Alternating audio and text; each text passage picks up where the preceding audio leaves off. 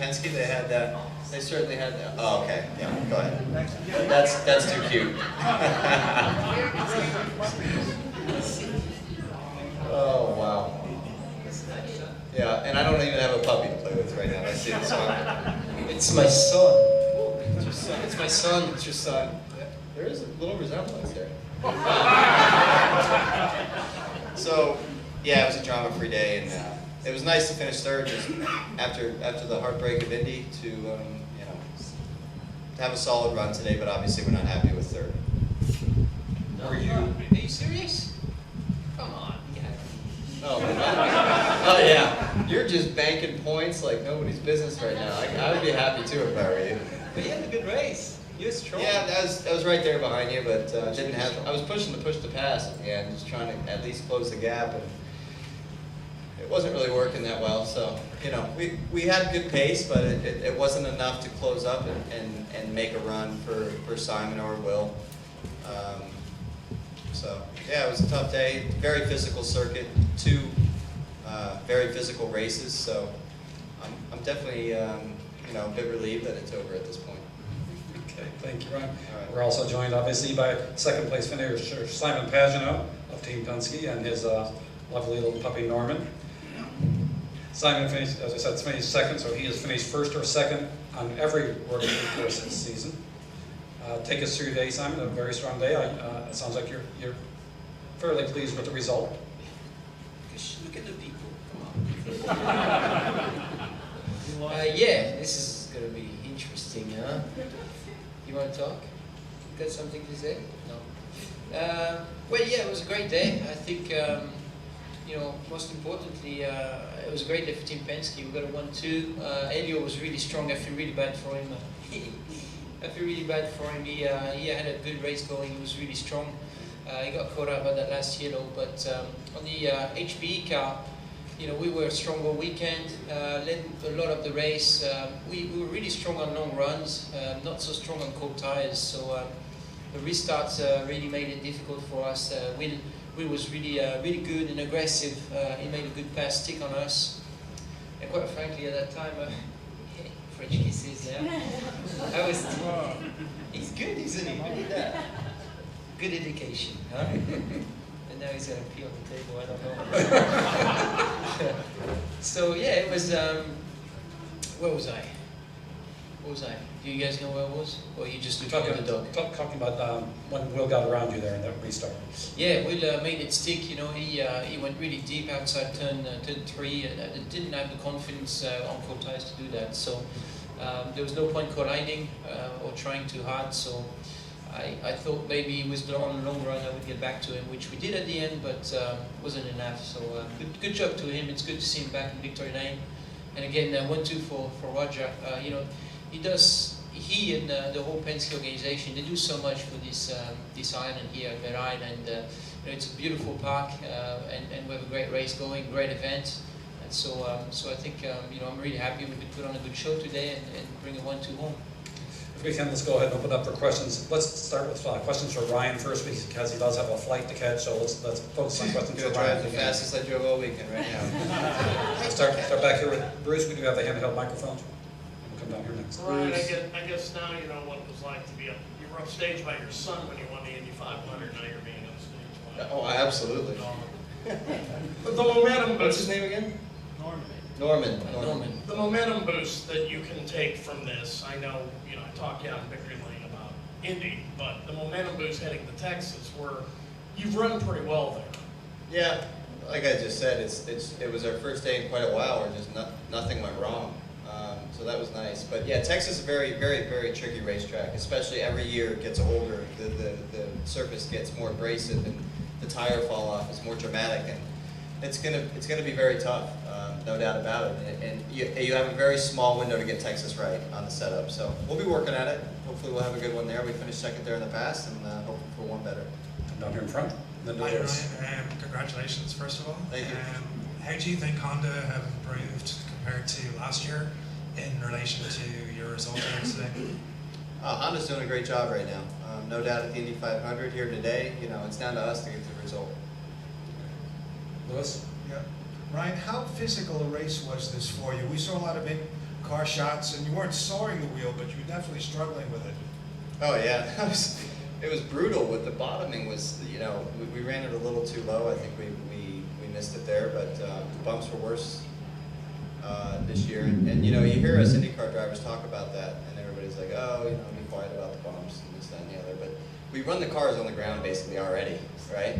So when they do bottom and they hit on a big bump like that, our seats are this thin on the bottom, and it goes right through your back. So it hurts, and it makes for an extremely physical race that way, because you have all the kickback in the wheel. So Detroit, I think, is one of the more physical tracks, and to do 2 races coming off a mentally and physically fatiguing Indy 500 month is as tough as it gets, for sure. And I wish there was something that looked more dramatic for the fans and for you guys to see in the car, but we're wrestling those things. We're pushing them absolutely to 110%.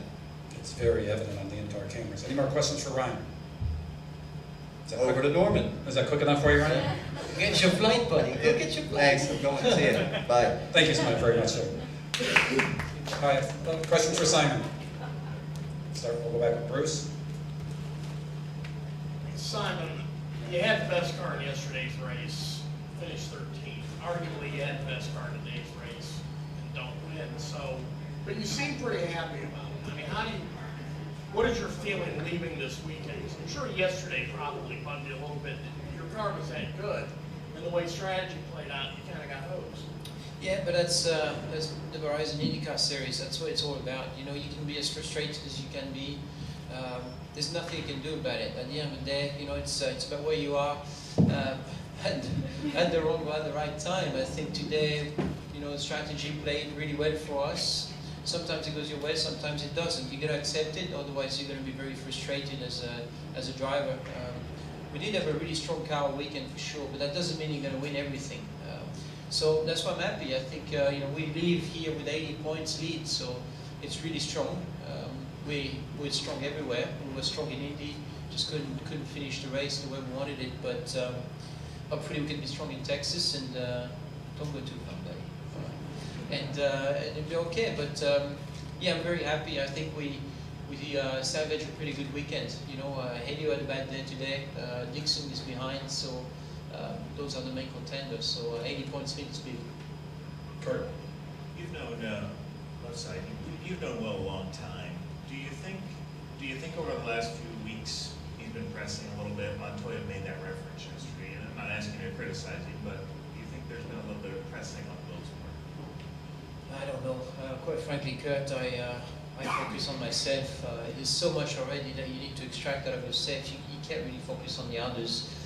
Will's doing his job, when Pagenaud's doing his job, I'm just, I got to focus on myself. So it's so intense to be at your top level in this series. It's so intense that you can't really focus on things that's not going to help you. So I can't really answer the question. Back to Lewis.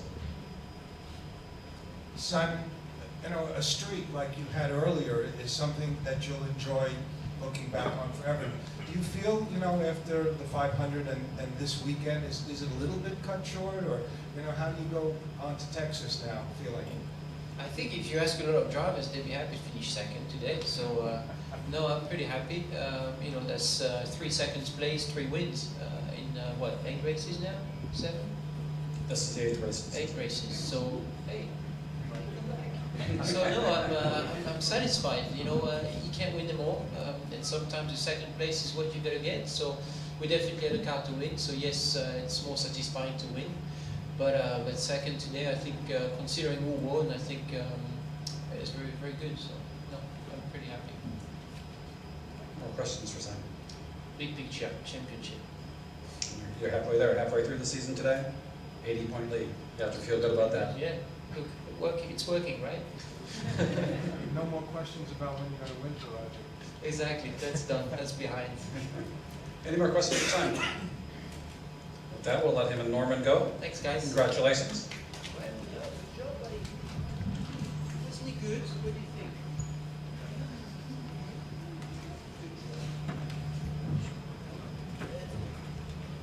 How big will he get?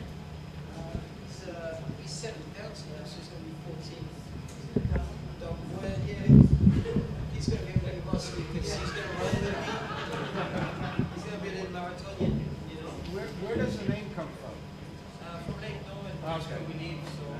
I was thinking Lake Columbia, and I thought you had a more romantic kind of. Years of time. If you get a second one, you can call it Wiley. Sorry. The second one you can call Wiley. I like that. Thank you guys. No, definitely. I live in the same.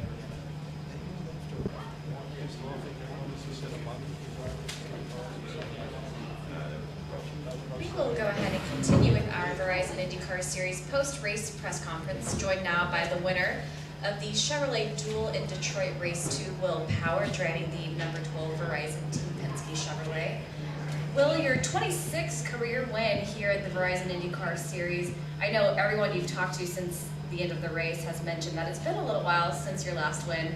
How great does it feel to finally get back on top of the podium? Yeah, it's great. You know, it's been a weekend where we're knocking on the door. You know, and in practice, obviously had a bad first qualifying, and then it was fast in the race yesterday. We had an issue, and it was fast in qualifying this morning, fast enough for pole, and got my 2 best laps taken away. So it's very satisfying. Very satisfying. It's been a tough season, I would say, but you know, kind of kept the faith and just kept kicking away. You know, plodding away. You touched on this a little bit, but your tough race that you had yesterday, did it help you knowing that you could come back today with the doubleheader weekend and try again?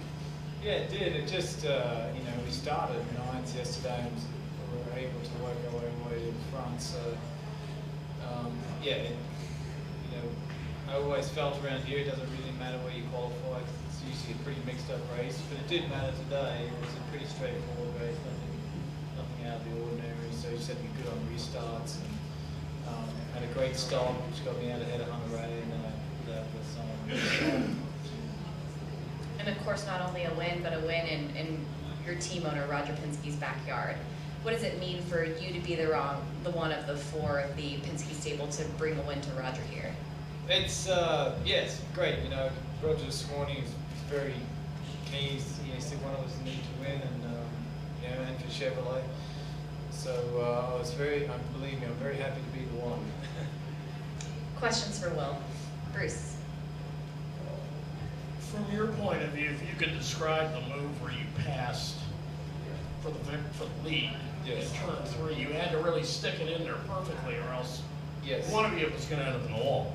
It was, you know, I knew on the restart I had to get Simon. It was my best chance. He had cars in front of me, which makes it very difficult in the turbulent air. So, but he's a championship leader and also my teammate, so to make it a very clean move, so I went to the outside. I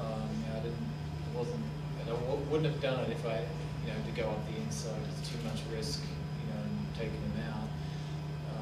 So it was I was surprised to get him on the outside. I really was. I gave him room the apex and ended up getting down to first gear and got out. I was like, yep, that's it. That's what I needed. Lewis and then Kurt. Well, you have a pretty serious workout routine, I think, back in North Carolina. How demanding was this on you, these 2 races on you? We saw people struggling with steering wheels and bumps, so how demanding is this on you? It's very demanding, just, you know, because you know, it's different. You go somewhere like Barber, it's smooth, but just so high of a G-force. But here it's just constant kickback in the wheel and through your body as it bottoms out. And there's some very fast corners, so it's very physical, it's very tough, and, you know, I had a few issues in the off season, so my normal level of fitness was not where it should be at the beginning of the season, which made me suffer in races a little bit. I'm back up where I need to be. Kurt. Left side here.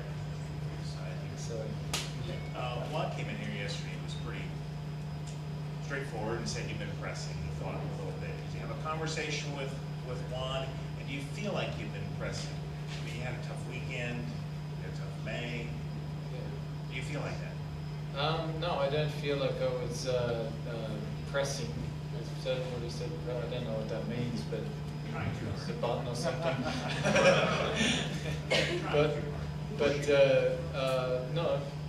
No, I'm doing my normal thing. You know, I don't think I've changed nothing, honestly. It's just circumstance that you know, puts you in the position to win a race. It's not pressing. I didn't have an issue at all. I mean, you know, I passed him. It's no problem. Other questions? Yes.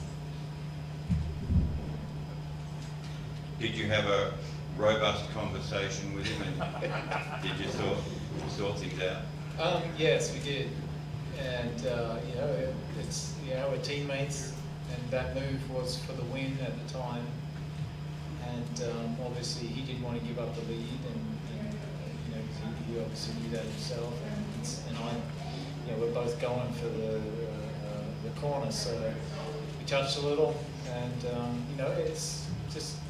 It's fine. It's racing. At the end of the day, we're teammates, but we compete on the track. And you know, as long as we can talk about it, sit down and talk about it at the end of the day, and be fine with it, it's all good. Were you fine with it?